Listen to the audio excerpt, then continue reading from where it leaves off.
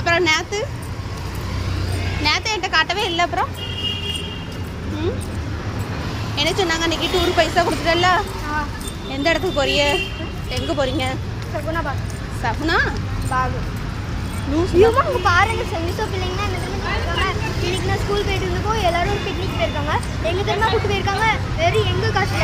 எங்கள் காசுனா 1200 rupeesல அவங்க இமேஜுக்காக கூப்பிட்டு போயிருக்காங்க. நீ இப்போ சகுனா பாக் இங்கே பார்க்கெலாம் போட்டிருந்தாங்க.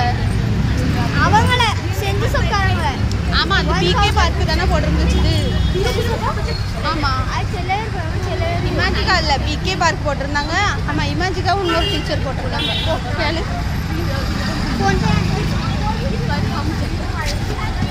கேஷ் தான் வச்சிருக்கல, அப்புறம் என்ன ஃபோன் கேஷ் பாரத் கேஷ்.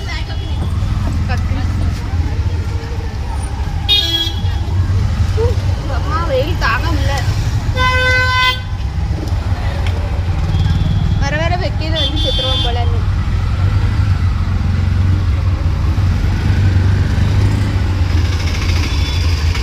நேற்று நம்ம ஃபோன் பேசிட்டு போகும்போது தான் போய் ஒரு மாதிரி மாதிரி இருந்துச்சு.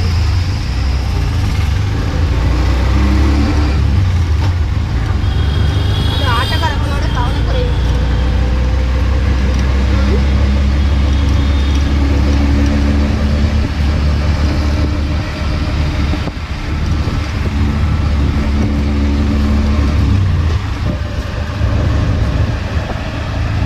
எப்பண்டா ஊரை பார்த்து ஓடுவோன்னு இருக்குது. இன்னும் ஒரு மாதம்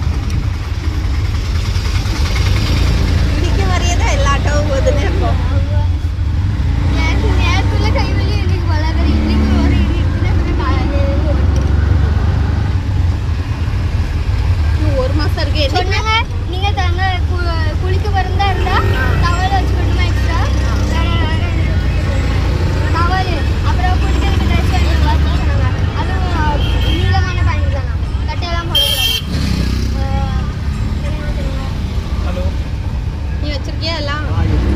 இல்லை பேக் அதுக்கு வேற உயராங்குவேன். பேக் வாங்கணும். அந்த ஈர துணியை குளிச்சுட்டு ஈர துணியெல்லாம் அந்த கவரில் அப்படின்னு சொன்னாங்க. கவர்லையா?